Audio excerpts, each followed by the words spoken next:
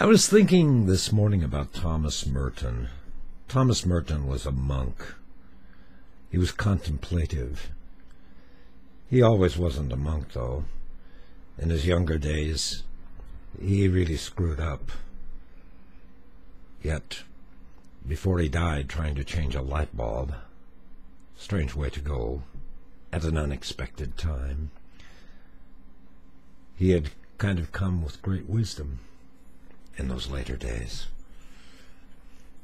St. Francis of Assisi, in his younger days, stripped his clothes off, scared his parents. They thought he was all confused.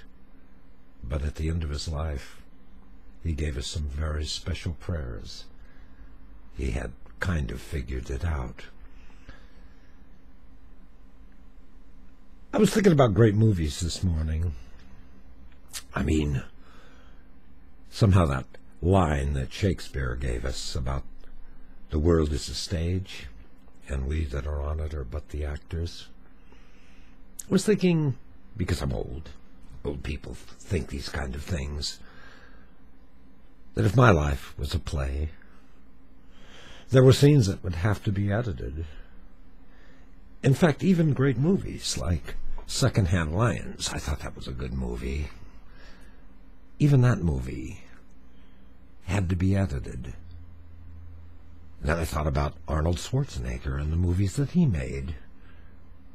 And I thought they had to be edited too.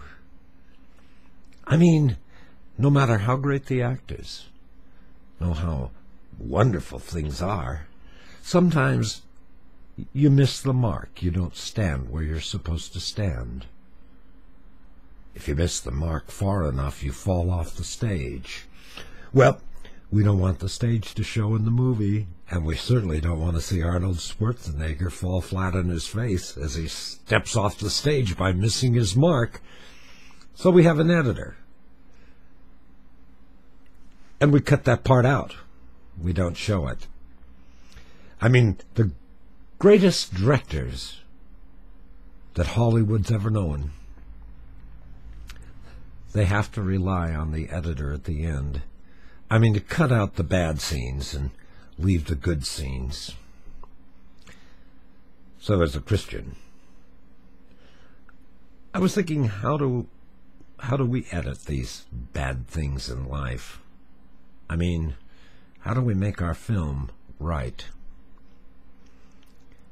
Well, let's think back. So many people are so concerned about the Bible. It has the answer to every question, except it doesn't answer the question as to if it is the only source. I don't know how I'd miss that. Oh, well, let's put that aside. Leave that as an issue of faith. It means to understand that which we cannot understand. But at one point they ask Christ, who is also called Emmanuel. That means God is with us. That can be a clue. They said, how do we pray? And he gave us a very special prayer. And he said, this is how you pray. It starts out, Our Father who art in heaven. And then it comes in bursts, short sentences of facts on how we should pray. One of those bursts, one of those lines, is our editor to life. I mean, the things that allow us to put that film of our lives together.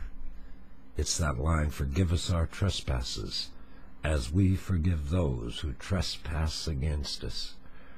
Virtually every Christian church says this prayer, but they never hear that line, the editor that makes things right in the end, so the film is presentable and can be seen. Because no matter how great the actors, whether it's a Thomas Merton, whether it's a Francis of Assisi, they will miss their mark sometimes. And sometimes they may read the wrong cue line. Even Arnold Schwarzenegger did that. And I'm sure it happened in great movies like Encino Man and Secondhand Lions. The marks were missed.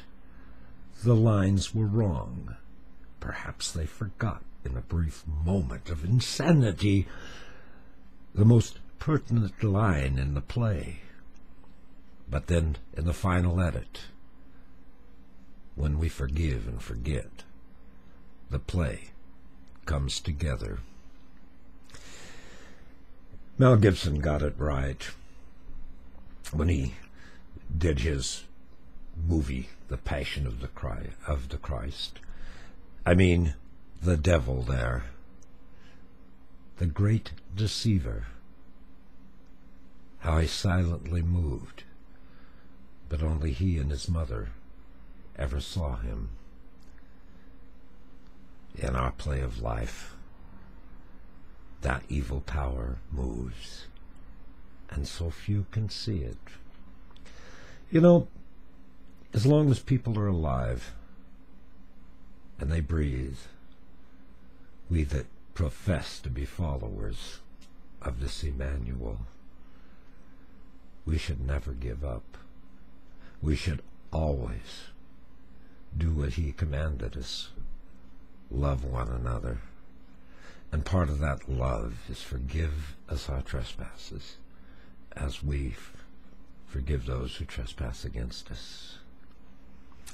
You know, with that line, we can put it all together and make this life so very special.